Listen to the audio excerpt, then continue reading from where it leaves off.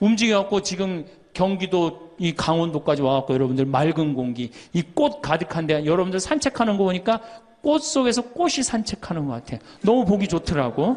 얼마나 좋아요. 물고기는 물 속에서만 살 수 있어요. 그렇죠? 근데 우리는 하늘도 날고 땅도 걷고 바다도 들어가고 인간으로 태어난 게 얼마나 풍요로워요. 인간은 굉장히 풍요로운 존재예요. 생명력에 있어서. 그 풍요로움을 내가 마음껏 누리고 느끼고 살아가는 사람이 있는가 하면은 뒷방에 처박혀갖고 원망하고 분노하고 저주하는 사람, 그리고 살아가는 사람이 있어요. 여러분 어느 걸 선택하시겠어요? 먼저 거를 선택하시는 게 굉장히 중요해요. 그래서 항상 감사해라. 세 번째, 대화해라. 이게 100년 살 사람들의 숙제 중에 숙제입니다. 대화가. 왜냐하면 이게 30년 공자님 시대엔 평균 연령이 38세였어요. 대화할 시간이 어디 있어요. 애 놓고 애 키우고 그러다 죽기 바쁜데. 근데 지금 애가 다 직장에 다니고 애 손자 손녀까지 낳는데도 내가 죽어야 안 죽어요. 그러면 그 많은 시간 뭐하고 살 거예요? 그 많은 시간 대화하고 살아야 돼. 나하고 영적으로 맞는 사람하고 이야기하는 거 굉장히 중요합니다. 영적으로 맞는 사람이랑 대화하는 거. 나는 우리 신부들하고 대화하는 거 참 좋아하는데, 나는 우리 그 동기 신부들도 뭐 친한 편이지만은 우리 선배들하고도 많이 친해요. 내가 아주 좋아하는 신부 베드로 신부가 작년에 나하고 북유럽을 여행을 가기로 했는데, 이 신부가 몸이 아파갖고 다시 복귀를 해. 그러니까 이제 다시 본당 신부로 발령을 받아서 이렇게 일반 여행을 가기 싫고 성지순례를 가고 싶었나 봐요. 나하고 약속을 깨고 저는 혼자 북유럽을 가고, 이 신부는 메주고리를 갔다 왔어요. 메주고리를 갔다 왔는데, 내가 이제 교구청 강의 나가거나 교구에 강의 나갈 일이 있으면 그 집에서 잠을 잘 자요. 이제 그 성지순례 갔다 오고 난 다음에 그 집에서 잠을 자는데, 그 신부가 미안했는지 성지순례 갔다 온 이야기를 해주는 거예요. 메주고리는 40년 동안 성모님이 4명한테 매일 발현한대요. 한 명한테는 부활 때, 성탄 때, 또 한 명한테는 8월 10, 매달 15일에 이렇게 발현을 한대요. 그곳에 이제 갔는데 거기서 신부님을 한 분 만나셨대요. 어떤 신부님을 만났느냐 하면은 이탈리아 신부님인데 시실리 본당 신부님을 만났대요. 근데 이 신부님은 나이가 굉장히 80이 다 된 할아버지래요. 근데 이 할아버지가 신앙의 여정이 특별했던 거야. 이 할아버지 신부님은 태어나면서부터 엄마가 뭐라고 그랬냐면 너 신부 되라 그랬대요. 그러니까 머릿속에 딱 신부에는 아무것도 박혀 있는 게 없는 거예요. 그리고 엄마가 얼마나 무서웠느냐 하면은 주일미사를 빠지면은 빨개 벗겨갖고 내쫓았대요. 신부 될 놈이 주일미사를 빠진다고. 그리고 일주일 굶겼대요. 그러니까 한 번도 다른 걸 생각해 본 적이 없는 거, 무서워갖고 엄마가. 그리고 자기는 신부가 팔자인 줄 아는 거예요. 그래갖고 신부가 됐으니 뭐가 행복해? 자기가 원한 것도 아닌데 이끌려서 그냥 신부가 됐는데, 그래갖고 정말로 신앙심 없이 이 신부님이 10년을 그냥 살았대요. 그 신부님도 아마 엄마 죽으면 이제 관두려고 이제 이게 언제 죽나 기다리는데, 이제 사제로 생활을 한 지 10년이 됐는데 자매들하고 어느 날 같이 있는데 자매 중에 하나가 마귀가 걸린 거예요. 그래갖고 막 마귀짓을 하는 거예요. 막 마귀짓을 해요. 그래갖고 주위의 자매님들이, 그땐 1950년대니까 구마기도 함부로 못했거든요. 신부만 할 수 있었어요. 신부님 빨리 하셔라. 난 못한다. 왜 못하시냐? 사실은 내가 신앙심이 없어갖고 이렇게 안수기도를, 마귀를 쫓는다고 안수기도를 하면은 그 마귀가 금방 내가 신앙이 없는지 알아볼 거다. 그래서 나한테 들어올까봐 나 무서워서 난 못한다. 그래도 신부님밖에 없는데 어떻게 하시냐? 신부님이 하셔라. 그래서 어쩔 수 없이 구마기도를 했대요. 머리에 손을 얹고 뭐라고 이 신부님이 기도했느냐면, 마귀야 부탁이니 제발 나한테만 들어오지 말아다오, 이렇게 기도를 했대요. 그런데 마귀가 나간 거예요. 그래갖고 자매가 깨어나고 신부님 너무 감사하다고, 나 마귀 쫓아내줘서. 그런 소리 하지 마라. 난 마귀 쫓아낸 적 없다. 그저 나한테만 들어오지 말라고 그랬다. 아니라고. 신부님이 머리에 손을 얹었을 때 성령의 힘이 얼마나 셌는지 마귀가 자기를 끌고 나가려고 그랬는데 못 끌고 나갔다는 거예요.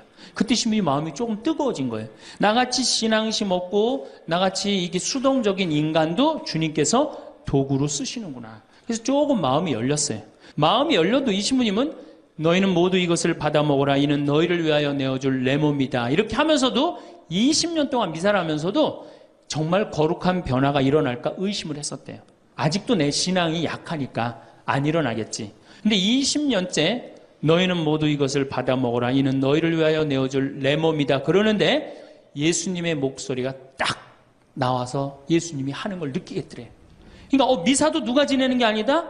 내가 지내는 게 아니라 내 몸을 빌어서 예수님이 지내는구나. 이탈리아 시실리 섬 본당 신부인데 이게 마음이 너무 뜨거워진 거예요. 뜨거워져갖고 어떻게 했느냐? 길거리에 뛰쳐나와갖고 선교를 하기 시작한 거예요. 그래서 7,000명을 선교를 했대요. 그냥 대단한 거죠. 그거 대단한 거예요. 근데 이 신부님이 이제 예수님도 사랑하고 신앙심도 굳고 사제로서 이제 너무 행복해. 그런데 문제가 하나 있어요.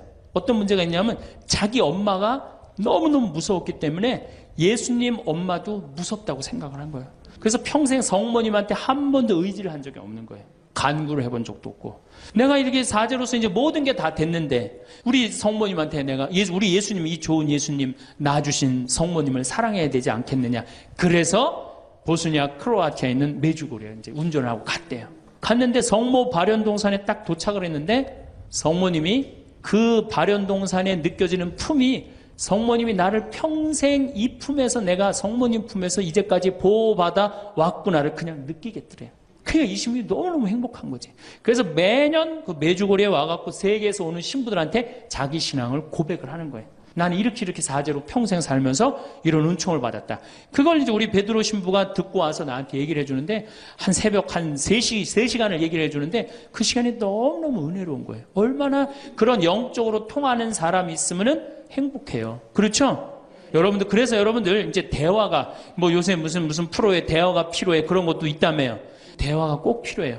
여러분들이 여러분을 영적으로 이끌어줄 스승이 필요해요. 신부님, 나는 사실은 저 사람이 굉장히 마음에 드는데 저 사람이 나한테 관심이 없어요. 저 사람이 영적으로 깊은데. 그러면은요, 내 돈 들여서 먹을 거 사주면서 얘기하시면 돼요. 여러분들, 내가 뭘 얻으려면 반드시 어떻게 해야 돼요? 투자해야 됩니다. 그러니까 영적으로 깊은 사람 선물도 사주고, 예? 밥도 사줘가면서 내가 접근해야지. 가만히 있는데 누가 나를 봐줘요. 적극적이어야 돼. 적극적이어야 돼. 그래서 대화 꼭 여러분들 필요하다는 거. 제일 좋은 건 남편이죠. 근데 남편이 안 되면은 주위에 다른 사람들. 주위에 영적으로 깊은 사람들 많아요. 또 뭐 판교가 뭐 땅값이 좋대더라. 뭐 동탄에 그 아파트 거기 상가가 좋대더라. 이런 사람 말고 정말로 삶의 질이 높은 사람.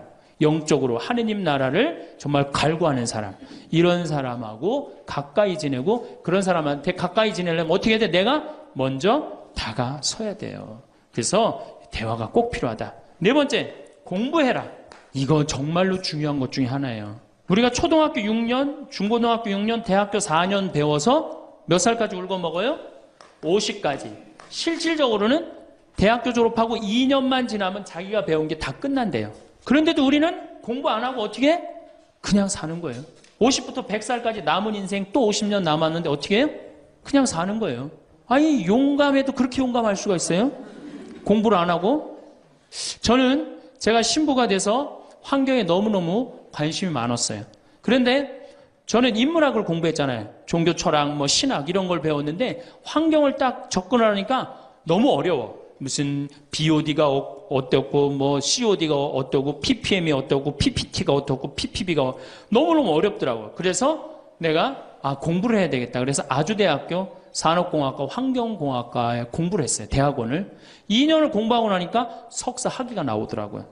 석사 학위가 나오니까 환경부에서 연락이 왔어요. 신부님, 지금 전국적으로 60명 환경 강사를 모집하는데 천주교에 보니까 공학 석사 하겠다 하신 분이 계시니까 좀 나와주라고. 그럼 해라고. 그래갖고 이제 한강관리청인가 하여튼 어디에 제가 이름이 등록이 됐어요. 전국으로 다 뿌려졌어요. 그런데 천주교 교우들이 교육을 담당하면 다 날 부르는 거. 환경 교육을 담당하면. 전라도 고구미라면서 저를 불러요. 일반 주부대학에서. 고구미 어디냐? 그랬더니 일단 비행기를 타라고 그러더라고. 광주행 비행기를. 광주행 비행기를 탔어요. 여러분 고구미 어딘지 아세요? 여러분들도 모르죠? 광주행 비행기를 탔어요. 비행기를 탔더니 이제 자가용이 날 데리러 나왔어요. 자가용을 타고 나주를 지나고 영암을 지나고 무슨 완도 있는 데까지 갔어요. 이제 다 왔나 보랬더니 전화를 그랬더니 배 띄우라고 막 전화를 하더라고요. 배를 띄워갖고 배를 타고 섬으로 건너갖고 거기서 또 차를 타고 30분 정도 들어가니까 전라도 고금도라는 데예요. 우리나라 맨 끄트머리. 얼마나 좋아. 전국에 다니면서 강의해서 좋아. 그분들 천주교 신부 한 번도 본 적이 없잖아요. 신부가 와서 환경 강의하니까 선교해서 좋아. 강서료 받아서 좋아. 또 거기 멸치가 주산지라고 멸치 선물 받아서 좋아. 공부하면요, 여러분들 할 일이 너무너무 많고 인생이 너무너무 다이나믹한 인생이 기다려져요. 호스피스를 배워도 되고, 무슨 공예를 배워도 되고, 자수를 배워도 되고, 수지침을 배워도 되고, 도자기를 배워도 되고, 플룻을 배워도 되고. 남은 인생이 50년이란 말이에요. 50년. 여러분도 50년이 짧아요? 앞으로? 그런데 공부 안 하고 그냥 버티고 그냥 살 거예요? 이제 공부하셔야 돼요. 공부를 하셔야만이 여러분들의 인생이 행복해집니다. 5번째, TV 시청을 반으로 줄여라. 이게 이제 문제 중에 문제예요. 제가 전전 시간에도 TV에 대한 얘기를 했지만 현대의 하느님이 누구예요? 저는 십자가에 계신 예수님이 하느님이라고 생각 안 해요. 현대의 하느님은 TV님입니다. 가정방문 다녀보면은 거실 정가운데 누가 모셔져 계셔요? 텔레비전님이 모셔져 계셔요. 텔레비전님이 모셔 계신데 소파는 누굴 향해서 배열되어 있어요? 텔레비전님을 향해서 배열. 말씀하십시오. 당신 종이 듣고 있나이다. 텔레비전님이 시키는 대로 다 합니다. 마가 좋으니 마를 사 먹어라. 그럼 다음날 다 줄 서서 마 사 먹고, 도라지가 좋으니 도라지를 사 먹어라. 그러면 또 다 도라지 사 먹고. 텔레비전이 시키는 대로 하는 거예요. 아침에 일어나고 누구한테 제일 먼저 문안 인사드려요? KBS님 밤새 안녕히 주무셨습니까? 사실 평화방송에 인사하는 경우들은 좀 나아요. 그래도 아침에 아침 미사도 하고 새벽에 성모님 강의도 나오고 묵주기도도 나오고 그러잖아. 근데 꼭 KBS님 밤새 주무셨습니까? 더 기가 막힌 건 주무실 때. 텔레비전님 주무시기 전엔 절대 안 자요. 텔레비전님이 주무셔야지 어떻게? 나도 오늘 일과가 끝났구나 이러고 잔단 말이야. 이러니 머릿속에 뭐가 들어있겠어? 아무것도 들어있는 거 없는 거죠. 머릿속에 책을 읽어야 될 거 아니야. 책을. 우리나라 사람들처럼 책 안 읽는 사람 없어요. 10명 중에 4명이 1년에 한 권도 안 읽는데요. 이 중에도 한 권도 안 읽는 사람들 많을 거예요. 심각한 겁니다. 예. 저한테 그래요. 신부님 그렇게 매일 강의하면서 여기 농사 지면서 토담집 지면서 언제 그렇게 농사꾼 신부 유럽에 가다라는 책도 쓰셨고 이번에 환경 에세이 어디로 가야 하는 책도 쓰셨느냐고. 텔레비전만 안 보면 그 시간 충분해요. 여러분들 하루에 3, 4시간씩 무슨 일 집중해서 한 6개월 하면은 무슨 일 만들어내지 않겠어요? 얼마나 우리가 텔레비전 하늘만큼 땅만큼 끝나고 무슨 재미로 사나 했더니 미우나 고우나라네. 미우나 고우나 오늘 또 무슨 재미로 또 살아요? 또 다른 거예요. 엄마가 뿔났다 이거 봐요. 보고 살아요? 여러분들 텔레비전은요 좀 미안한 얘기지만 구조가 똑같아요. 부잣집 아들 가난한 집 딸, 아니면 부잣집 딸 가난한 집 아들, 이룰 수 없는 사랑에 못된 시어머니. 예? 그렇죠? 그게 매년 똑같이 반복되고 똑같은 내용이에요. 그거를 10년 동안 그 앞에서 시간을 보낸다고 생각해 보세요. 아깝지 않아요? 그 시간에 해야 될 일이 얼마나 많은데, 대화도 해야 되고 운동도 해야 되고 감사도 해야 되고 공부도 해야 되는데 이걸 전부 다 어디다 갖다 쏟아부어? 텔레비전에 갖다 쏟아부어요. 그리고 여러분 텔레비전을 보면 볼수록 어떤 의식이 늘 것 같아요? 패배의식이 늘어납니다. 텔레비전을 보면 볼수록 마음의 갈등이 일어나요. 제가 유럽의 가정에 초대를 받아서 이렇게 가보면요 거실에 텔레비전 있는 집 하나도 없어요. 쇼파는 다 어떻게 서로 마주보게 배열되게 돼 있어요. 근데 우리나라는 완전히 텔레비전에 완전히 미쳐 있어요. 그러니까 이 2개만 치면 여러분들 행복합니다. 자식하고 텔레비전만 치시면은 여러분들은 행복할 수 있어요. 6번째, 신앙생활을 해라.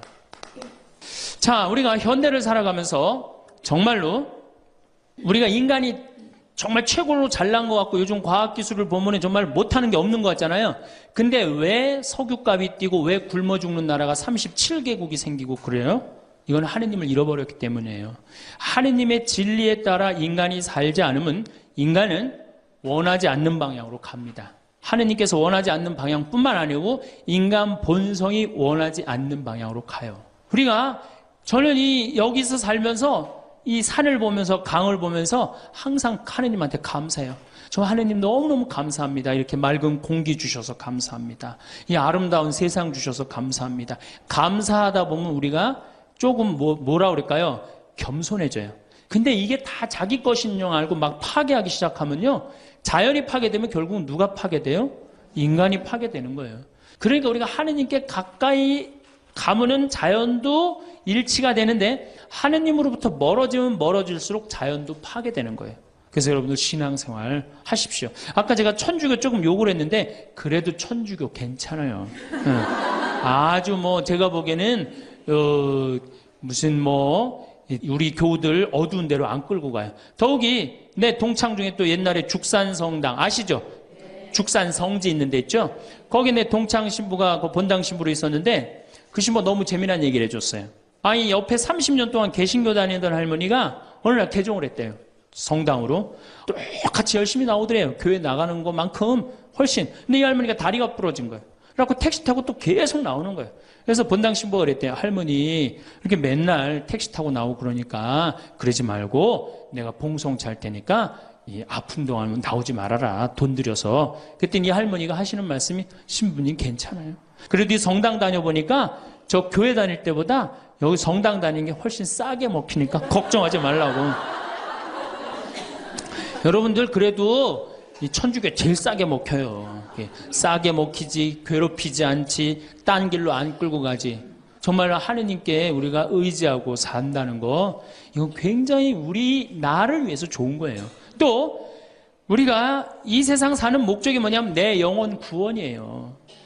나중에 이제 기회 있으면 제가 한 번 더 말씀을 드릴 텐데 죽어서 영혼의 세계는 반드시 있습니다. 그 영혼의 구원을 위해서 우리가 간구해야 돼요. 그래서 신앙생활은 행복을 위해서 가장 기초 중에 기초라는 거. 7번째, 웃어라. 이게 웃는 게요. 우리가 행복으로 가는 길에 최고의 지름길이에요. 웃는 게. 그런데 우리나라 사람들이 잘 안 웃어요. 얼마나 안 웃느냐면 내가 이제 이렇게 도시에 나가고 엘리베이터를 타요. 엘리베이터를 타면은 얼굴 모르는 형제가 이렇게 눈이 마주쳐도 제가 웃어줘요. 빵긋 웃어주면은 저쪽에서 같이 싹 미소를 줘주면 참 좋을 텐데 저쪽에 있는 남자가 딱 내가 빵긋 웃어주면 어떻게 하냐면은 내가 저놈을 어디서 봤더라 이러는 표정으로 날 쳐다보는 거예요. 근데 여러분들 유럽을 가고 제가 뭐 미국을 가고 아프리카를 가고 파푸아 뉴기니를 가고 인도를 가도 눈 마주쳐갖고 제가 웃어주면 다 웃어줘요. 근데 절대 안 웃는 나라가 우리나라예요. 얼굴 모르는 사람 이렇게 마주쳐갖고 웃으면요. 심지어는 여기 우리 생태마을을 찾아오는 사람도 제가 웃어줘도 안 웃어요. 그만큼 경직돼 있는 거예요. 여러분들이 간지러움을 태우고 수술한 사람이랑 마취를 하고 수술한 사람이랑 깨어날 때 누가 덜 아플 것 같아요? 놀랍게도 간지러움을 태우고 수술한 사람이 덜 아프다는 거예요. 웃는 게 우리한테 그만큼 좋은 거예요. 근데 이게 이제 50대 된 여인한테 이제 저 여인이 인생을 어떻게 살았느냐 안 살았느냐가 딱 보여요. 50대 된 여인이 막 항상 웃고 그런 얼굴은요. 50대 되면 얼굴 뭐 오똑하고 눈 이거 다 똑같아. 얼굴이 그 얼굴을 다. 그런데 늘 웃고 살아온 자매는요. 참 예뻐요. 편안해 보이고. 주름이 한 560개 정도 이렇게 탁 하면서 얼굴이 굉장히 편안해져요.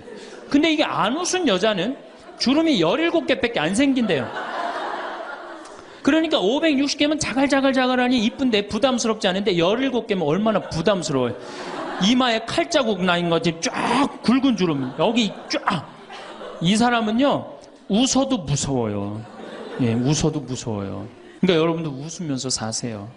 제가 보통 강의를 이렇게 다니면 일반 주부대학 이렇게 강의를 달 때는 아해모 어해줘요. 얼마나 잘 웃는지 몰라요. 근데 내가 일반 공무원들 이렇게 강의를 갈 때가 있어요. 특히 무슨 뭐 이렇게 과장들 뭐 이런 그런 분들 한 번은 한 200명을 강의를 했는데 죽는 줄 알았어 내가. 2시간 내내 한 번도 안 웃는 거예요. 내 강의를 듣고. 그런데 여러분들 남녀 수명의 차이가요 6년이 납니다. 6년이. 여성이 83세, 남성이 76세. 이제 뭐 6년, 7년이 나요. 저는 그 원인이 어딨나 가만히 생각해 보더니 여자는 참 잘 웃어요. 깔깔거리면 자기네들끼리. 남자는 직장에 가도 안 웃고 집에 와도 안 웃고 그러니까 빨리 죽는 거야. 여러분들 오늘 여기서 많이 웃었으니까 내가 보기에는 120살이 아니라 123살까지 살 것 같아요. 네. 오래 살으면 안 되긴 안 되는데 안 죽는 걸 어떻게 해요? 이제 안 죽는 걸 어떻게 해요? 나도 그거 잘 아는데 여러분들 민주주의하고 공산주의가 결정적으로 갈린 이유가 뭐라고 생각하세요? 승패가 어디에 있다고 생각하세요? 저는요, 공산주의를 이렇게 보면요, 웃음이 없어요. 그렇죠? 가만히 생각하면, 공산주의 생각하면 소련, 동독 뭐 이런 거 생각하면 웃음이 있어요, 없어요? 없죠? 그런데 민주주의 생각하면 유머가 있고 웃음이 있고 영화를 봐도 즐거운 영화만 있잖아요. 공산주의는 막 딱딱하고 결국은 그래서 망한 거예요. 인간은요, 웃느냐 웃지 않느냐에 따라서 행복이 결정됩니다. 여러분들이 늘 웃고 산다, 그럼 여러분들은 행복의 길로 가는 거예요. 여러분들도 인상 쓰고 산다, 그럼 여러분 불행의 길로 가는 거예요. 그러니까 웃어야 돼. 또 웃는 사람한테 매력을 느낀다는 거예요. 웃는 사람한테, 잘 웃는 사람한테 매력이 느끼면 인간관계도 좋아지는 거 아니에요? 아, 내가 재미난 얘기를 했는데 인상 빡 끝날 때까지 남들 다 웃는데 한 사람만 끝까지 안 웃어. 그러면 여러분들 끝까지 안 웃는 사람한테 여러분들 무슨 생각할 것 같아? 저 사람이 다음에 있으면 다시 재밌는 얘기 저 사람 앞에서 안 한다. 그러니까 그 사람하고는 어떻게 된 거? 담이 자꾸 생기는 거예요. 담이 자꾸. 그러니까 어떻게 해야 돼요, 여러분들? 웃으세요. 그리고 유머를 많이 배워두는 것도 좋아요. 오늘 저한테 강의 들은 거 이거 잘 외웠다가 가서 얘기해주고, 또 제 테이프에 나오는 거 잘 들었다가 얘기해주면은, 아유, 어서 그렇게 재미난 얘기를 해서 또 얘기 좀 해줘봐. 그러면서 사람이 사는 거예요. 사람은요, 수다를 떨면서 살아야 돼. 수다. 제가 한번 본당 신부 때 여러분들처럼 이렇게 젊고 예쁜 본당에 내가 본당 신부를 했었어요. 막 자매들이 막 수다를 떠는, 내가 지나가는데 막 당황해 하면서 어쩔 줄 몰라 하더라고요. 분명히 내 욕을 한 거야, 보니까. 네. 그래서 제가 뭐라고 그랬어요? 그 자매들한테? 괜찮아. 이게 성당 다니면서 본당 신부 욕하는 재미가 최고 재밌는 거야. 네. 아니, 뭐 성당 다니면서 그런 욕도 하는 무슨 재미로 살아. 걱정하지 말고 해든 수다 계속 떨으라고. 우리 신부들은 주교님 욕하면서 사는 거예요. 그러니까 사람이 수다를 떨면서 살아야지 행복하지, 참고 산다고 다 좋은 건 아닙니다. 절대. 그러니까 참고 살지 마세요. 제발. 이거 우리 성당에 뭐 원수를 사랑해라, 왼뺨을 대면 다른 뺨을 돌려대라, 이거 아주 미치는 교리 중에 하나예요. 여러분들 다 사랑할 수 있어요? 여러분들 주위에 있는 사람 다 사랑할 수 있어요? 다 사랑하는 사람 딱 두 종류예요. 미치든가 예수님처럼 빨리 죽든가. 둘 중에 하나예요. 우리는 다 사랑할 수 없어요. 그러니까 다 사랑하려고 그러다가 미치지 말고, 내가 좋은 사람, 내 마음에 드는 사람에 더 많은 시간을 뺏기고, 아니, 뾰족한 놈이 있단 말이야. 별난 놈이 있고. 예? 그렇죠? 아, 근데 내가 이 사람한테 가면 자꾸 찔려. 그런데 성당에 갔는데 서로 사랑하시오 그래갖고 다음에 또 갔는데 여기 또 찔려. 아, 그래갖고 또 너무 미운데 성당에 가니까 또 내 탓이오 3번 하고 난 다음에 사랑해 제가 가서 또 찔려. 갈 때마다 찔려. 그래갖고 내 마음이 상처투성이야. 근데 아들이 학교 갔다, 엄마 나 학교 다녀왔어. 그래, 집에 엄마 왜 그래? 말 시키지 마, 나 승질나. 여러분들 차라리 그렇게 찔리는 게 나아요. 그 사람을 안 보고 기쁜 마음으로 있다가 아들을 기쁘게 맞이하는 게 나아요. 이 사람 안 만나도 여러분들 인생 안 망가져요. 이 사람 안 만나도 억지로 가서 그 찔리지 마시고, 안 만나면 시간이 지나면 이 사람 이뻐져요. 근데 막 가서 막 들이대고 막 이게 삐죽한 놈한테 가갖고 계속 나는 구역장이니까 끝까지 사랑해야지 그러고 가다가 미치든지 죽든지 둘 중에 하나를 합니다. 8번째, 전화해라. 자, 여러분들, 저는 수원교구 신부예요. 수원교구 신부인데, 저는 뭐 다행히 우리 원주교구 주교님이 허락을 하셔서 여기 평창에 들어와서 살고 있습니다. 근데 사실은 신부는 본당 신부가 최고예요. 뭐라고 그래도 교우들하고 함께, 아이들하고 함께, 할머니, 할아버지들하고 함께 살 때 신부는 행복한 거예요. 저는 여러분들 이제 오늘 가시면은 여기 정막 강산이에요. 여기 해 떨어지면요, 내 다리도 안 보여요, 내 다리도. 해 떨어지면 내 다리도 안 보여. 여기 아까 잠깐 앉아서, 아우, 신부님 너무 경치가 좋다고 그러는데, 딱 하루 좋은 거예요. 하루 좋은 거지. 이걸 일주일, 2주일, 여기 해 떨어져갖고 뭐 산책 나가면 내 다리도 안 보이는데 어딜 산책을 나가요. 굉장히 외롭습니다. 여기 앞에도 전원 5세대가 돌았는데 3세대가 우울증으로 나갔어요. 그럼 나도 여기서 교우들 뭐 몇천 명 속에서 살다가 평창에 들어와서 살면은 우울증 걸릴 수 있잖아요. 내 동창이 20명이거든요. 동창이 20명이나 되는데 왜 나한테 전화하는 놈 한 놈도 없지? 걔네들이 날 잊은 건 아닐까? 나는 왜 교구 밖으로 와서 이 고생을 하고 살까? 난 우울하다. 그럼 알아주는 놈 누가 있어요? 아무도 없어요. 어떻게 하면 돼? 내가 먼저 전화하면 되잖아. 아주 너무 쉬운 거 아니에요. 내가 전화해갖고 너 성당은 잘 짓고 있느냐? 너 요즘 큰 성당에 갔는데 어떻게 잘 지내냐? 내일은 내 동창이 또 우리 집에 와서 있겠대. 몸이 안 좋아갖고. 그러니까 그 전화를 하니까 동창들이 와서 안식년도 여기 와서 지내고 아프면 여기 와서 지내고 허리 수술에도 와서 지내고 그러니까 외롭지 않은 거예요. 사랑도 먼저 하는 게 중요한 거지 나한테 누가 해주지 않을까? 죽을 때까지 안 찾아옵니다.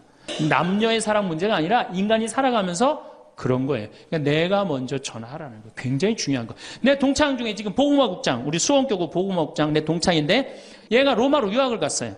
있기 전에도 뭐 친하게 지냈지만 유학을 갔는데 이놈이 한 달에 3번 어김없이 전화하는 거예요. 생태마을 농사는 잘 되냐? 잘 돼. 그럼 또 다음에 전화해갖고 생태마을에 피정은 많이 들어오냐? 많이 들어와. 또 다음에 전화하고 너 몸은 안 아프냐? 안 아파. 다음 달에 또 전화해. 생태마을 피정은 많이 들어오냐? 생태마을이 농사는 잘 되냐? 그렇게 전심 한 끼 나가서 먹으면은 며느리도 아침 다 상 치고 난 다음에 학부형도 만나고 친구들도 만나고 아니 며느리가 무슨 징역 사는 것도 아니고 아침 점심 저녁 3끼를 다 차려줘야 되니 얼마나 힘드냐. 그랬더니 이 할아버지한테 화를 내는 거예요. 신부님 난 노인정 가기 싫다는 거예요. 아니 왜 노인이 노인정 가기 싫으냐. 그랬더니 이 할아버지가 저한테 명언을 했어요. 무슨 명언을 했냐면 형들이 심부름을 시켜서 가기 싫다는 거예요.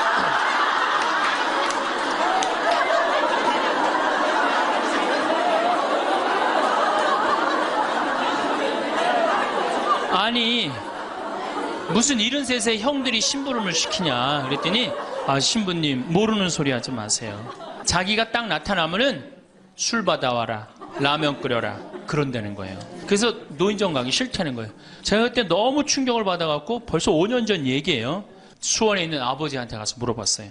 아버지 노인정 가세요. 그때 아버님이 73이셨어요. 아버님 노인정 가세요 안 가세요? 그랬더니 안 간다고 화를 내시더라고. 아니 왜 노인정 집에는 우리 어머니 아버지만 살고 자식들은 한 1km 반경에 떨어져서 살거든요.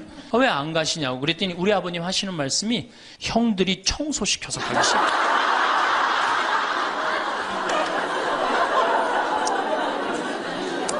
제가 알아보니까 75살 이하를 청노인이라고 그래요.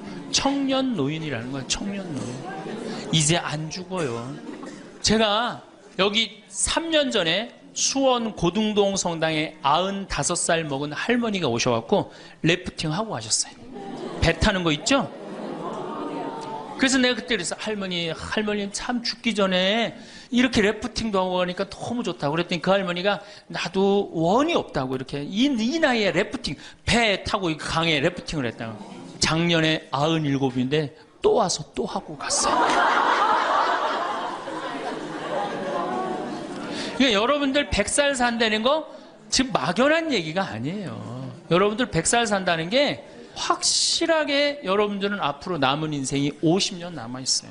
이렇게 오래 살 줄 모르고 지금부터 이제 중요한 얘기예요. 지금부터 잘 들어요. 지금부터 이렇게 오래 살 줄 모르고 있는 돈 없는 돈 자식한테 다 물려줬어. 얼마를 물려주느냐. 이게 이제 큰일이에요. 자식 대학 하나 졸업시키는데 2억 5천 들어갑니다. 둘 졸업시키면 5억이에요. 부부가 은퇴해서 죽을 때까지 우리가 지금 필요한 현금이 5억이에요. 자식 둘 대학만 안 보내면 뭐예요? 딱 노후대책연금 딱 확보하는 거예요. 그런데 우리가 지금 자식들 정말로 보낼 애들을 대학에 보내느냐. 지금 여러분들 20대 실업자가 100만 명이 넘어요. 걔네들 다 대학 나온 애들이에요. 독일은요. 얘가 똑똑하고 안 똑똑하고 중학교 때 갈라버려요. 그래서 대학 나오는 사람 별로 없어요. 그리고 중학교 때 머리 나쁜 놈은 어떻게 해? 기술 배워갖고 기술을 배워갖고 월급 별 차이 없어요. 근데 우리는 돌머리든 돌머리가 아니든 다 대학을 가잖아요. 그러니 이름으로 대학은 나왔고 기름칠하는 일을 하기 싫고 취직을 안 하는 거죠. 이걸 한량이라고 그럽니다. 한량. 그러니까 공장에는 일할 사람이 없고 실업자는 흘러넘치고 그래서 공장에 일할 사람을 채우기 위해서 캄보디아, 베트남에서 사람들이 오고 이게 우리나라가 망조로 가는 길 아닙니까? 여러분들 대학 공부할 애들이 사실은 몇 명이나 돼요. 그러니까 내가 깡통이야. 깡통인지 안 깡통인지 여기 지금 젊은 엄마들 꽤 왔는데 딱 보면 알아요 몰라요? 알죠? 내가 정말로 1등을 하는 애인지 꼴등을 하는 애인지 금방 드러나잖아요. 여러분들이 포기를 못해서 그렇지. 이 깡통한테 있는 돈 없는 돈 다 쏟아붓어. 그래갖고 이 깡통이 천재가 되면 모르는데 겨우 원서만 넣으면 되는 대학을 나왔단 말이야. 그래갖고 취직을 못해. 그래갖고 놀고 있어. 근데 중요한 건 내 주머니가 이 깡통한테 쏟아 넣느냐고 내 주머니가 뭐가 됐어? 깡통이 됐어. 이 집 뭐 하는 집안이에요? 깡통 차는 집안 되는 거예요. 생각 잘 하셔야 됩니다. 태양은 두 번 아름다워요. 뜰 때 아름답고 질 때 아름다워요. 근데 태양은 제가 뜨는 태양을 아주 구름 한 점 없는 뜨는 태양을 보면 뜰 때는 후딱 떠버려요. 이상하게. 근데 질 때 보면은 참 하얘 험 없이 쳐요. 우리 인생하고 똑같아요. 우리도 태어날 때 귀한 대접을 받고 죽을 때 귀한 대접을 받아야 돼. 근데 태어날 때는 후딱 뜨는데 이게 죽을 땐 60부터 죽지도 않으면서 참 하염없이 진단 말이에요. 그러니 여러분들 이렇게 돈도 안 모아놓고 죽지도 않고 이 문제 심각하지 않아요? 근데 나이를 먹으면 세 가지가 이제 고통이 옵니다. 첫 번째, 몸이 아파요. 그렇죠? 60년, 70년 썼으면은 눈도 안 보이고 귀도 안 들리고 허리도 아프고 그렇죠? 네, 아픈 데 많아요. 그러니까 자꾸 짜증을 부립니다. 짜증을 자꾸 부리고 신경질을 자꾸 부려요. 그러니까 할머니들이 나이를 먹으면 먹을수록 도사가 돼야 되는데 나이를 먹으면 먹을수록 점점 애가 돼가는 거예요. 그러니까 손자 손녀들이 맨날 할머니 보고 우리 할머니 맨날 신경질 부린다고. 생각해보세요. 머리 하얗지 얼굴 쭈글쭈글해지 이빨은 빠져갖고 여기도 쭈글쭈글해지 웃어도 전찬을 판국에 거기서 막 신경질 부리고 짜증 부리면 어느 자식이 그걸 보면서 행복해하고 오랫동안 좋은 마음으로 모실 수 있어요. 그래서 저는 90살 넘은 장례미사 90살 먹은 할머니 장례미사를 본당 신부가 해줬는데 며느리가 70이다. 그러면은 본당 신부는 장례미사 하자마자 바로 교황청에 연락해갖고 이 70 먹은 며느리 90살까지 모시고 산 이 며느리 바로 교황청에 연락해서 시성식 해줘야 돼. 이 며느리 본당 신부 꼭 할 일이에요. 기적심사 필요 없어요. 그냥 90살까지 모시고 산 것만 해도 뭐예요? 기적이에요. 기적. 안 버리고. 제가 어저께 식사하면서 잠깐 그런 얘기 들었는데 필리핀에 자식이 집 팔고 들어오면은 모시겠다고 그러는데 버린 자식이 있었다며요. 그리고 또 뭐 캐나다에 며칠 전에 또 어디에서 나왔다고 그러더라고. 자식이 그렇게. 여러분들 그게요 남 얘기 아니에요. 여기 노인대학 많이 온다고 그러죠. 제가 노인대학은 1박 2일을 합니다. 그럼 제가 이런 강의를 끝나면 절 찾아오는 할머니들이 참 많아요. 신부님 내 얘기입니다. 그러면서 쫙 얘기하면 어떤 자식까지 있느냐면 생활 그 보조금 나오는 것까지 뺏어가는 자식들이 있어요. 여러분들 얘기야 무슨 아이고 여러분들 지금 자식 걱정할 때가 아니에요. 자, 몸이 아프면은 이제 이가 이제 문제가 생겨요. 그렇죠? 치과에를 갑니다. 치과에를 갔더니 의사 선생님이 하시는 말씀이 할머니 틀니로 하려면 300만 원, 걸으려면 500만 원, 임플란트로 하려면 3천만 원입니다. 이 돈 있어요, 없어요? 없습니다. 그러니까 추석 전에 아들한테 전화를 합니다. 한 달 전에 얘야 내가 요새 이가 아파갖고 소화도 안 되고 골도 아프고 잠도 안 온다. 그럼 아들놈이 딱 알아들어야 돼요. 우리 어머니 이가 없어서 나한테 이해해달라나 보다. 이렇게 알아들어야 되는데 지금 40대, 50대, 30대 된 자식들 중에 자기 어머니, 늙은 노모, 노부, 어금니 몇 개 빠진 거 아는 사람 얼마나 있어요? 없어요. 열어보지 않는 한 얼마나 알아요? 여러분들 지금 우리 엄마, 아버지 어금니 정확하게 몇 개 빠진 거 아는 분들 몇 분이나 계세요? 없어요. 얼마 전에 한 분이 손 들고 나는 안다고 그러더라고. 어떻게 하냐고 그러니까 몽창 빠져갖고 하나도 없어요.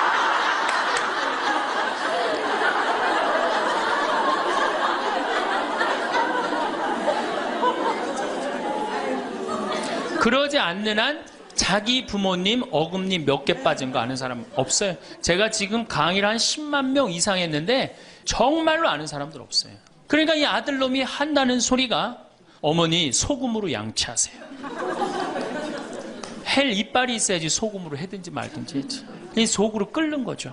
2주 전에 또 전화를 합니다. 얘야 내가 요새 이가 더 아파갖고 소화도 안 되고 잠도 안 오고 골도 더 아파. 어머니 왜 이렇게 내 말을 안 듣느냐고 소금으로 해라니까. 그리고 이제 아들이 추석날 와갖고 용돈을 주고 왔는데 딱 10만 원을 주고 갔다. 그러면은 이때부터 미치는 거예요.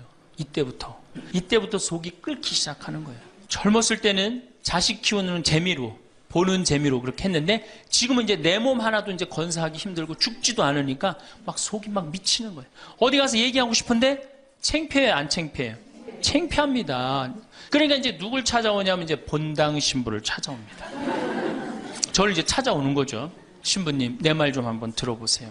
할머니들이 이제 내 말을 들어보라고 그러면은 이제 몸 아픈 거, 아들이 이해 안 해준 거 이런 것만 하면 내가 다 알아듣는데, 우리 할머니들은 내 말 좀 들어보라고 그러면은 꼭 어디서부터 시작하냐면 대동아 전쟁부터 이제 시작해요.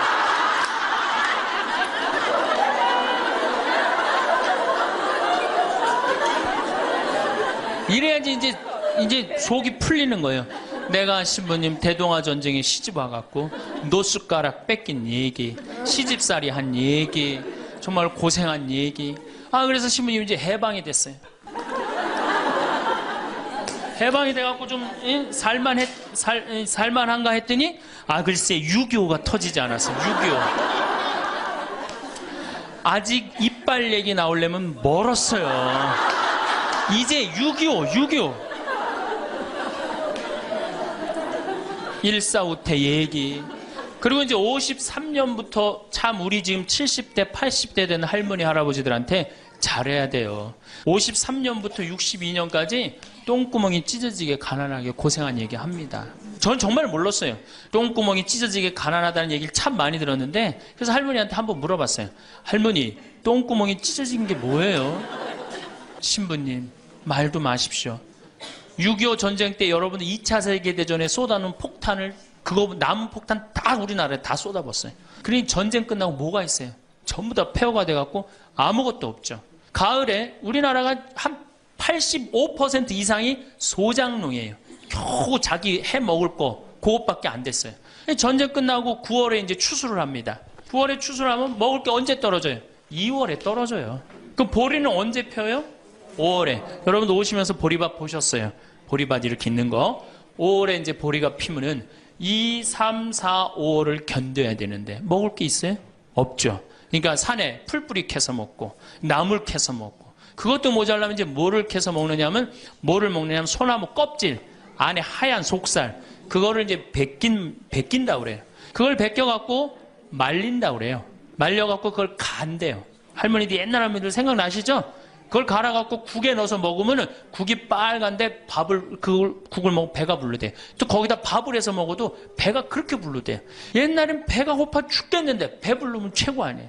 배는 이제 먹었는데 이제 배는 부르는데, 문제는 이게 섬유질이 엄청나게 강한 거예요. 이게 야채나 뭐 채소나 과일의 섬유질하고 틀리대요. 그래갖고 이제 이게 들어가면 소화가 안 되고 딱딱하게 굳는 거예요. 수분이 빠지고. 대장에 가면 이제 딱딱한 돌덩어리로 굳는 거예요. 그 딱딱한 돌덩어리로 굳은 걸 빼내려고 그러니 똥구멍이 찢어지는 거냐. 신부님, 똥구멍이 찢어지게 가난하게 고생한 얘기. 그리고 이제 내가 자식들을 내 자식만은 고생을 시키지 않으려고 정말 내가 먹고 싶은 거, 쓰고 싶은 거, 다니고 싶은 거 안 하고 논 팔고 소 팔고 정말로 고생해서 내 자식을 키워놨는데, 내가 늙어서 이해해달라고 그러는데, 아니 이 10만 원을 갖다 줬으면 신부님 억울해서 못 살겠다, 분해서 못 살겠다, 그 얘기를 해요. 이 얘기가 사실 남 얘기가 아니에요. 제 얘기예요, 제 얘기.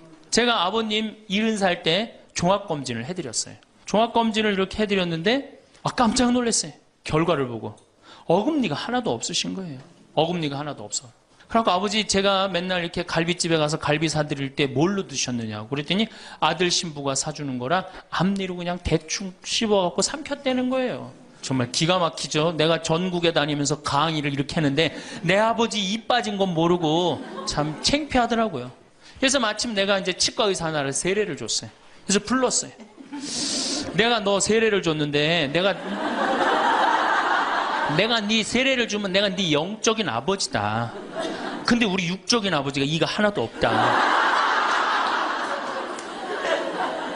돈은 내가 요것밖에 없으니까 네가 아버지다 생각하고 완벽하게 해놔라. 뭐 가장 정성을 들여서 해놔라. 내가 뭐 그 병원도 축성도 해주고 다 해줬으니까. 그래갖고 정말 아버지 하듯이 아버지라고 그래라 그냥. 그래, 아버지 하듯이 거의 1년 동안 매주일 공사를 한 거죠.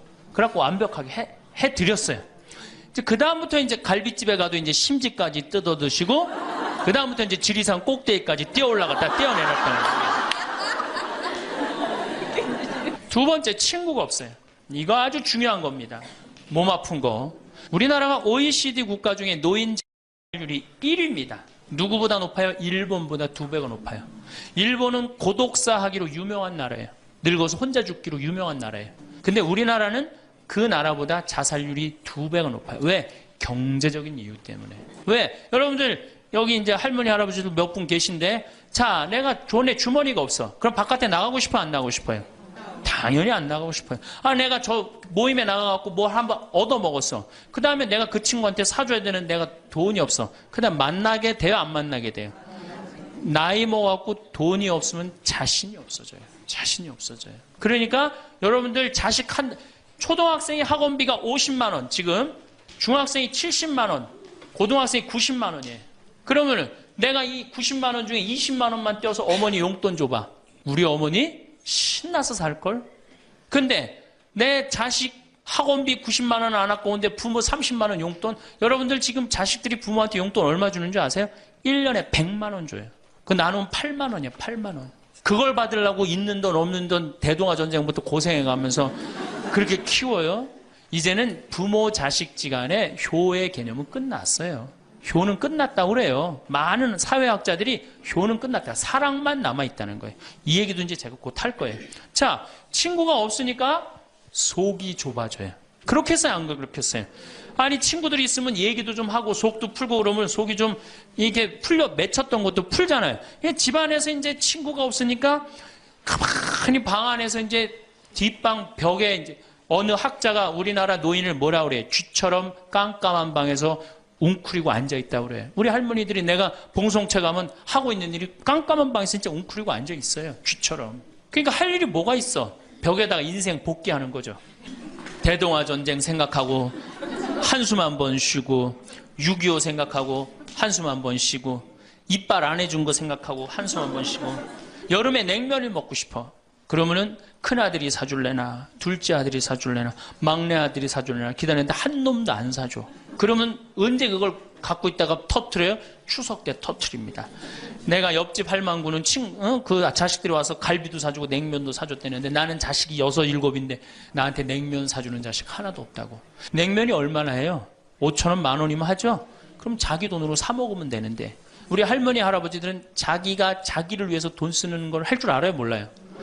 몰라요. 정말 이거 큰 문제예요. 냉면 먹고 싶으면은 자기 가서 사 먹으면 될 거 아니야. 그런데 그걸 기다리고 앉아있어요. 그러니까 한을 쌓는 거지. 5,000원을 가지고. 큰아들이 사줄래나 둘째 아들은 사 먹으면 되는 걸. 그럼 행복한데. 그래갖고 이제 냉면 못 얻어먹은 거. 아들이 이제 퇴근해갖고 들어옵니다. 아들이 퇴근해갖고 들어오면요. 참 문제는 뭐냐면은 아들이 들어오면은 어떻게 하면 돼? 내가 여러분들 나이 먹어갖고 싸움을 안 걸면요. 자식들이 말을 안 해줍니다. 그러니까 아들하고 싸움을 거는 거예요. 너 이빨 10년 전에 안 해줘갖고 나 이거 쪼글쪼글 해갖고 이제 아무것도 못한다고 그러더라.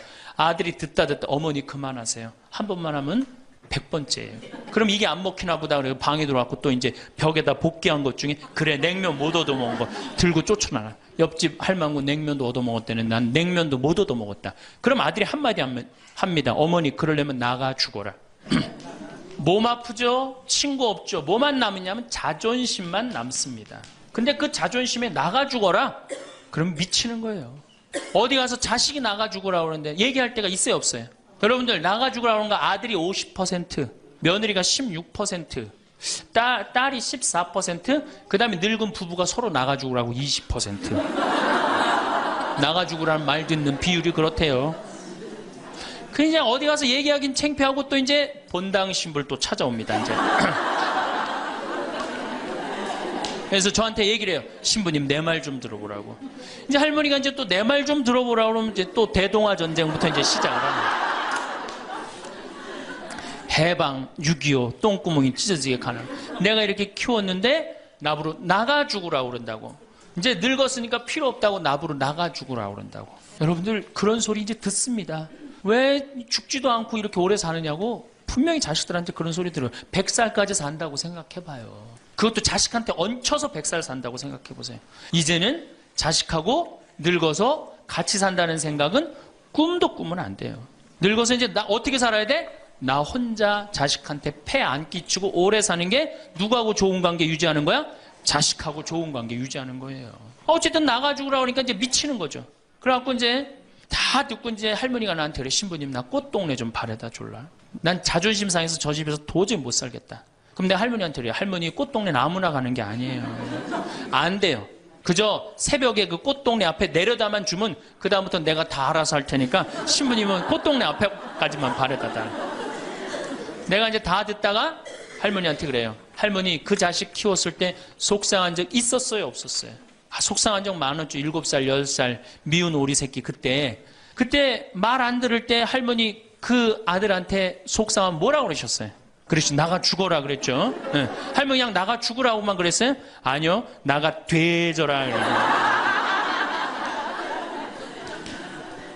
그러면 7살, 10살 먹은 자식이 자존심이 안 상했겠느냐. 자존심이 상했지만 그 아이는 참고 살았다. 참고 살았다. 너무 엄마가 천하의 엄마가 나가 죽으라 했지만 나갈 때가 있어야지 걔가 나갈 거 아니야. 자존심이 상했지만 참고 살았다. 이제 누구 차례다? 할머니가 참고 살 차례다. 아들도 나가 죽으라 그랬을 때 참고 살았다면 이제는 할머니가 나가 죽으라 할 때 참고 살 차례다. 지금 나가면 누가 할머니를 걷어줄 거냐.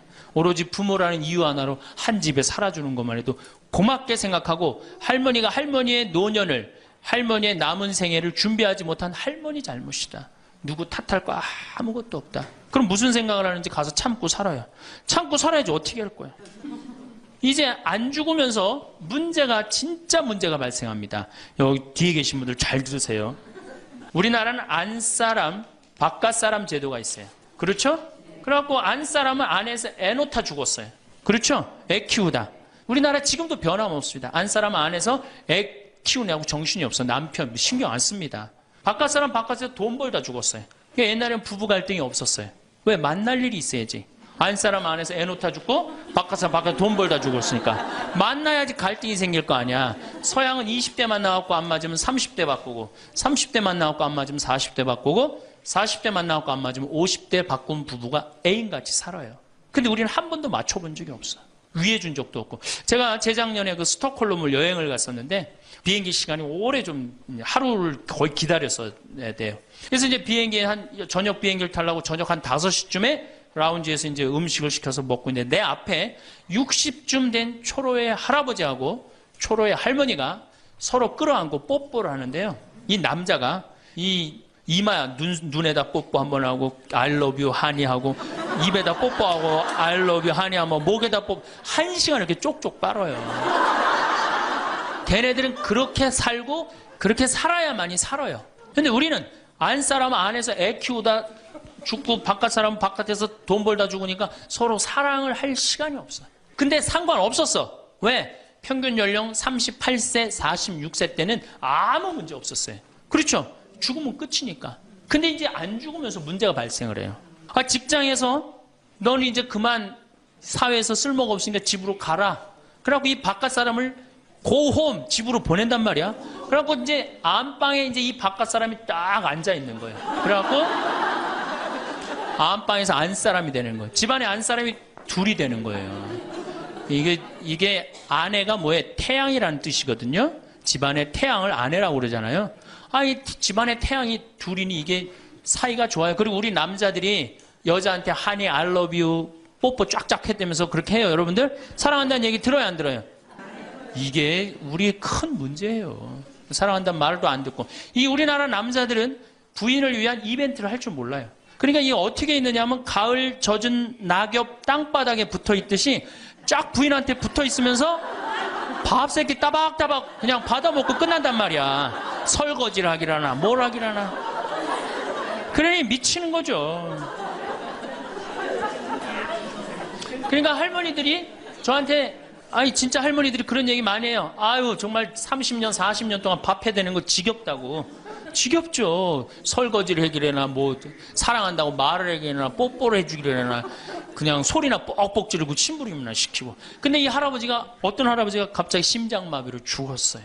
얼마나 할머니가 좋아. 심장마비로 죽었으니. 병원에 가니까 의사가 딱 청진길 대더니 아유 할아버지 돌아가셨다고 심장마비로. 이제 간호사한테 다 처리해갖고 냉도실로 모시라고. 영안실로. 그래갖고 이제 영안실로 이렇게 할머니가 이제 이렇게 할아버지 뒤를 따라가는데 이 할아버지가 가다가 깨어난 거예요. 깨어나갖고 이제 할머니가 뒤따라온단 말이야. 그러니까 아우 나 좀 살아났으니까 얘기 좀 해달라고 막 그러니까 이 할머니가 못 들은 척.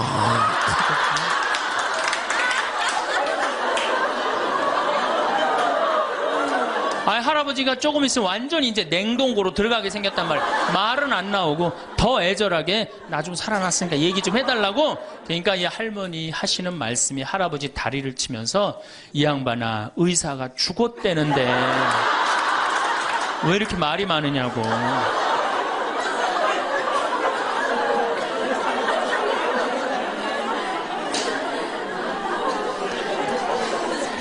반대로 우리 여성들, 우리나라 이 여성 아내들이 남편한테 잘하느냐? 여러분들 남편한테 잘하세요? 여러분들 남편이 바깥에 나가면 왕 대접받는 남편이 얼마나 있을 것 같아요? 없습니다.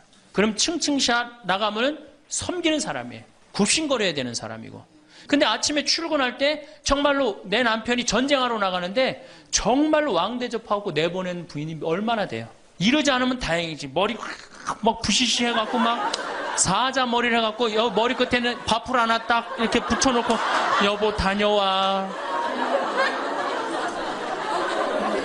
퇴근을 했는데 아직도 그 부시시한 머리를 가지고 테레비를 보고 앉아있다.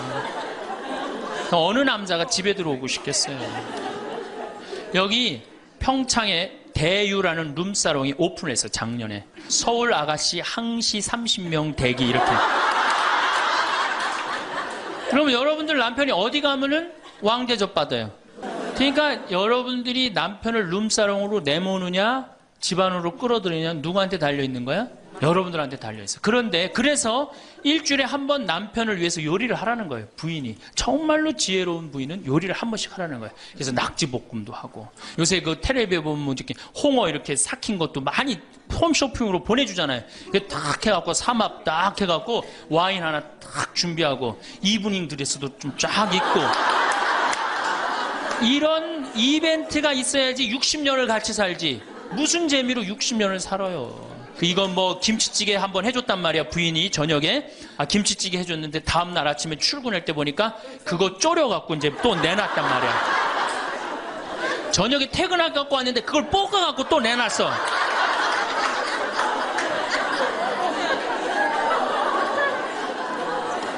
여러분들 자식한테 쏟는 거 반만. 집값이 떨어진 지금 이 상황을 그냥 넘기면 평생 후회하실 수 있습니다. 가진 전 재산이 집 한 채뿐인 분들이 얼마나 많으신지 잘 알지만 그 집의 가치가 곤두박질 치는 순간 노후 준비는 기반부터 무너지게 됩니다. 청춘 다 바쳐 일했는데 남은 게 집 한 채뿐이라면 지금 이 시점에서 어디서 어떻게 살아야 노후를 버틸 수 있는지 냉정하게 판단하지 않으면 안 됩니다. 그래서 오늘은 나이 들어서 어떤 집을 선택해야 살아남을 수 있는지, 절대 가까이 하면 안 되는 집은 무엇인지, 왜 지금 결정을 잘못하면 남은 인생이 토째로 흔들리는지 현실적으로 말씀드리겠습니다. 특히 노후의 대출까지 끌어다 평수를 넓히는 행동은 가장 위험한 선택인데도 의외로 많은 분들이 스스로 무덤을 파듯이 그렇게 합니다. 남들 보기에 체면 차린다고, 자식 손주들 올 때 좁아 보이면 안 된다고, 사돈에게 보여줄 집채면 생각한다고 스스로를 올가매지만 정작 그 넓은 평수 유지비와 대출하자는 본인 통장에서 빠져나갑니다. 은퇴 후에 월급이 끊기거나 수입이 일정치 않으면 불안해지는데도 대출 금리는 계속 올라가고 관리비는 불어납니다. 게다가 본인 돈 100%로 넓힌다고 해도 문제가 끝나는 게 아닙니다. 평수가 커지면 관리비, 난방비, 유지보수까지 줄줄이 올라가는데 노후엔 그 모든 게 곧 부담입니다. 자식들이 결혼하고 손주들이 놀러 올 거라 기대하면서 큰 집으로 가는 분들도 많지만 현실은 냉혹합니다. 요즘 자식들은 명절에 와도 자고 가지 않습니다. 부모 집보다는 호텔, 숙박업소가 더 편하다고 생각하고 제사 끝나면 금세 떠납니다. 예전처럼 며칠씩 붙어 있는 시대가 아닙니다. 그런 현실도 모르고 사돈 눈치 채면 걱정하며 빚을 무기로 집을 키우는 건 노후를 스스로 갉아먹는 선택일 뿐입니다. 가진 게 집 한 채라서 그거라도 믿고 있었는데 부동산 시세 떨어지는 속도 따라 가슴이 매일 타들어가는 분들도 많습니다. 남 얘기 아닙니다. 지금도 그런 선택 때문에 손발이 묶여 사는 분들이 전국에 깔려 있고 본인이 그 당사자가 될 가능성도 있습니다. 그래서 실수를 반복하지 않기 위해 노후주거 선택할 때 반드시 고려해야 할 핵심 기준 6가지를 꼭 알아야 합니다. 첫 번째는 10평도 안 되는 초소형 집은 피해야 한다는 점입니다. 60대 이후엔 자녀들이 떠나고 부부만 살거나 혼자 사는 경우가 많지만 그렇다고 무턱대고 10평 미만으로 줄이면 생활 자체가 불편해집니다. 정부 실버 임대주택이나 오피스텔 중에는 79평대도 많지만 그 정도는 사람에게 필요한 최소한의 정신적 안정성을 확보하지 못합니다. 최소 10평 이상은 되어야 겨우 물건을 놓고 숨 돌릴 수 있으며 복지적 공간이라 부르는 이유도 그 때문입니다. 노후에 가장 적합한 구조는 10평에서 20평대의 소형이지만 오락, 병원, 시장, 모임 장소 등이 가까워야 생활이 됩니다. 또 공간이 작더라도 부부라면 각자 쓸 수 있는 방이 있어야 노화 방지에 필수인 숙면이 보장됩니다. 코 고는 소리, 생활 패턴 충돌로 수면의 질이 떨어지면 몸과 마음이 동시에 늙습니다. 부부라도 혼자 쉬고 싶을 때 혼자 있을 수 있는 여지는 반드시 필요합니다. 두 번째는 복지관 근처를 선택해야 한다는 것입니다. 우리나라에선 집값을 학군으로 따지지만 초고령 사회인 일본은 복지관 근처가 비쌉니다. 이유가 뭘까요? 노인들이 복지관에 가면 교육, 식사, 돌봄, 취미, 의료 지원까지 한 번에 해결되기 때문입니다. 내가 아직 복지관 갈 나이 아니라고 생각하실 수도 있지만 은퇴 후엔 시간이 많아지고 무료함이 몰려오면서 결국 어디론가 의지할 곳이 필요해집니다. 취미가 있어도 비용 부담 때문에 오래 못 가고 물가가 올라가면 밖에 나가기도 겁납니다. 복지관은 저렴한 식사, 다양한 교육 프로그램, 자원봉사, 친구 만남, 건강관리까지 모두 갖춰져 있습니다. 국가 지원, 전문가 교육, 깨끗한 시설, 낮은 비용 덕분에 복지관만큼 실속 있는 기반은 찾기 어렵습니다. 돈이 넉넉한 사람은 어디서든 살 수 있지만 대다수는 그렇지 않기 때문에 복지관 접근성은 노후의 생존과 직결됩니다. 세 번째는 자녀와 억지로 같이 살기보단 근처에 사는 것이 현명하다는 점입니다. 자녀와 살고 싶어서가 아니라 어쩔 수 없이 함께 살아야 하는 상황이 올 수도 있습니다.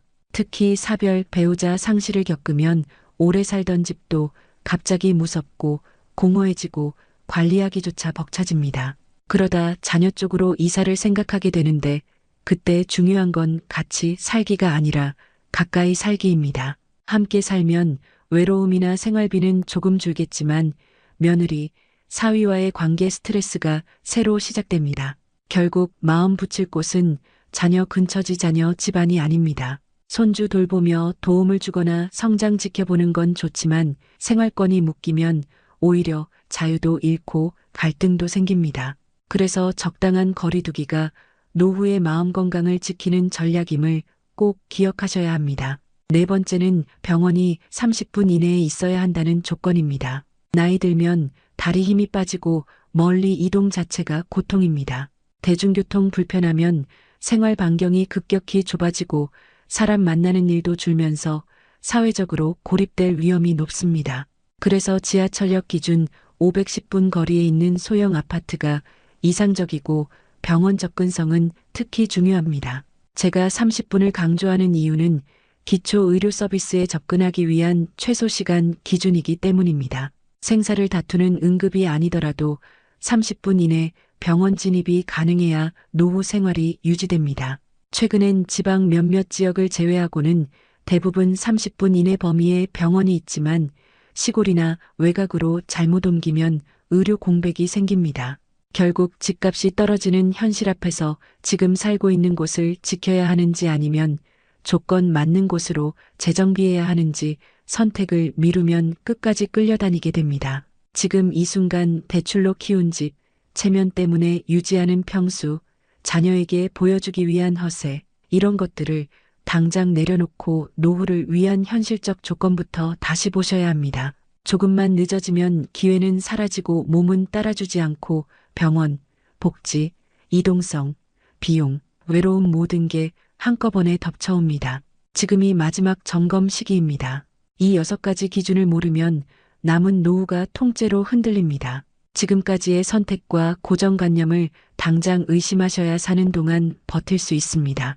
병원에 갈 때마다 자녀 손을 붙잡고 같이 다닐 수 있다고 생각하시면 큰 오산입니다. 젊을 때는 내가 알아서 다니면 되겠지 싶지만 막상 70이 넘어가면 몸이 내 마음 같지 않고 잔병치레가 늘면서 병원을 들락날락하는 일이 일상이 되기 때문에 결국 집을 고를 때 가장 먼저 고려해야 할 조건이 병원과의 거리입니다. 가까운 의원 하나 있다고 안심하시면 안 되고 혈압, 당뇨, 심장질환, 관절 문제, 치매 검진 같은 만성중증 질환으로 인해 큰 병원에 가야 하는 일이 수시로 생기기 때문에 최소한 30분 안에 대형 종합병원이나 대학병원에 갈 수 있는 곳이어야 합니다. 특히 자녀가 항상 모시고 다닐 수 없다는 현실을 인정해야 하니 버스나 지하철 등 대중교통 접근성이 확보된 지역이 훨씬 유리합니다. 누구나 공기 좋고 조용한 전원 생활을 꿈꾸지만 막상 아프고 움직임이 불편해지면 택시 하나 잡기도 힘든 외딴 동네에서 병원 한번 가려고 발을 동동 구르는 상황이 금방 옵니다. 도시에서 평생 치여 살았으니 이제는 자연 속에서 쉬고 싶다는 마음 충분히 이해하지만 나이 들수록 필요한 건 고즈넉한 숲보다 응급실이 가까운 곳, 문화센터와 도서관, 운동시설, 마트와 시장, 취미생활 공간 같은 생활 인프라가 촘촘한 곳이라는 걸 외면하시면 안 됩니다. 실제로 초고령 사회인 일본에서도 한적한 단독주택이나 시골 마을에서 홀로 지내다 고독사하는 사례가 너무 많아 사회적 문제로 떠올랐지만 반대로 4,000명 남짓이 모여 사는 작은 아파트 단지에서는 무려 12년 동안 단 한 건의 고독사도 발생하지 않았습니다. 그 이유는 주민들이 스스로 만든 소모임이 180개가 넘고 꽃꽂이부터 수혜, 음악, 봉사, 요가, 여행준비 모임까지 별별 활동이 사시사철 이어지며 서로 얼굴을 보고 말을 섞고 안부를 챙기는 구조가 이미 생활화돼 있기 때문입니다. 아파트는 관리조차 주민들이 직접 맡아 어르신들에게는 일거리이자 부수입이 되고 도움이 필요한 분들은 눈치 보지 않고 도움을 요청할 수 있는 공동체가 자연스럽게 만들어졌습니다. 이 사례가 말해주는 핵심은 분명합니다. 나이 들어 가장 위험한 건 조용한 외로움이고 그 외로움은 사람들과의 연결이 끊길 때 시작되며 결국 노후 주거는 풍경이나 평수보다 사람과 사람의 거리가 더 중요하다는 것입니다. 그래서 전원주택 로망이 아무리 강해도 무턱대고 땅 사고 집 짓는 선택은 반드시 피해야 하며 정말 해보고 싶다면 최소한 몇 달에서 12년 정도 월세로 살아보면서 겨울엔 어떤지, 병원 갈 때 얼마나 걸리는지, 대중교통은 있는지, 눈 치울 수 있는지, 응급 상황에 도움받을 사람이 있는지 몸소 겪어본 다음 결정해야 후회가 없습니다. 전문가들도 전원주택은 집을 사는 게 아니라 경험을 먼저 사야 하는 곳이라고 조언합니다. 그렇지 않으면 당장 아프거나 넘어졌을 때 119 부르기도 힘든 환경에서 발이 묶이고 다시 도시로 돌아오려 해도 이미 집은 팔리지 않고 자식들은 도와줄 여력이 없어 난감해지는 경우가 허다합니다. 그리고 나이가 들면 활동 반경이 자연스럽게 줄어들기 때문에 집 근처에 공원이나 산책로가 있는지도 꼭 따져봐야 합니다. 요즘 65세 이상 시니어들이 걷기 모임, 실버 체육교실, 야외 운동에 참여하는 비율이 계속 늘고 있는 이유는 시간 여유가 생기기도 했지만 의사들이 입을 모아 움직이지 않으면 병이 온다라고 말할 만큼 야외 활동이 건강의 핵심이 되기 때문입니다. 집 앞에 나가 10분이라도 걸을 수 있는 산책로가 있으면 그러니까 이제 안 죽어. 안 죽어요. 여기 죄송하지만 60세 넘으신 분들 손 들어보세요. 손 들어 괜찮아요. 이게 문제라는 거예요, 이게. 우리 인간들은 사실은 사랑이 없을 때 외롭죠. 근데 여러분들, 자식이 부모를 사랑하는 게 클까요? 부모가 자식을 사랑하는 게 클까요? 제가 다녀보면요, 다 부모가 자식을 사랑하는 게 크다고 착각하고 있어요. 근데 3살, 4살, 5살 때만 애들에도 누가 더 부모를 사랑하느냐면 자식이 더 부모를 사랑한대요. 왜냐하면 여러분들 3살, 4살, 5살 된 아이들은 누구밖에 없어요? 엄마밖에 없잖아요. 그래갖고 그냥 엄마 치마 붙잡고 그냥 온 데를 다 따라다니잖아요. 근데 엄마는 그때 아이 모임에도 나가야 되고 그냥 여기저기 다녀야 되는데 그냥 딸, 아들이 그냥 계속 매달려 있으면 귀찮아요, 안 귀찮아요? 귀찮을 때 있죠? 그래서 한마디 해도 얜 잠도 없냐고, 좀 가서 좀 자라고. 그래도 그냥 계속. 그러니까 아이가 엄마 아빠를 너무너무 좋아해. 엄마 아빠하고 같이 있고 싶어. 근데 누가 밀어내기 시작하냐면 부모가 밀어내기 시작하는 거예요. 언제까지 밀어내냐면 초등학교 6학년 때까지 계속 밀어내요. 그리고 공부 못한다고 구박까지 해. 밀어내는 것도 모자라서. 그럼 중학교 올라가면 그때부터는 누가 싫어하기 시작해요? 자식이 싫어하기 시작해요. 그래갖고 엄마 아빠를 거절하기 시작해. 근데 엄마 아빠는 똑같은 마음이야. 사랑하는 건 똑같아. 그렇죠? 근데 중학교 올라가면 이놈이 나를 거절하니까 굉장히 섭섭하죠.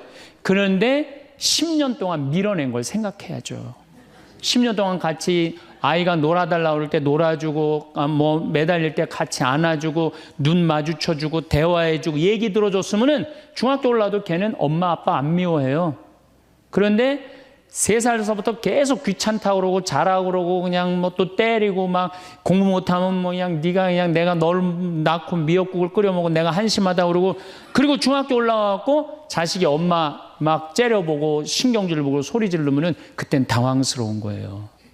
그래서 그런 착각을 하지 마시라는 거예요. 자식이 여러분들을 거절하게 되는 데는 누가 기여를 하는 거예요?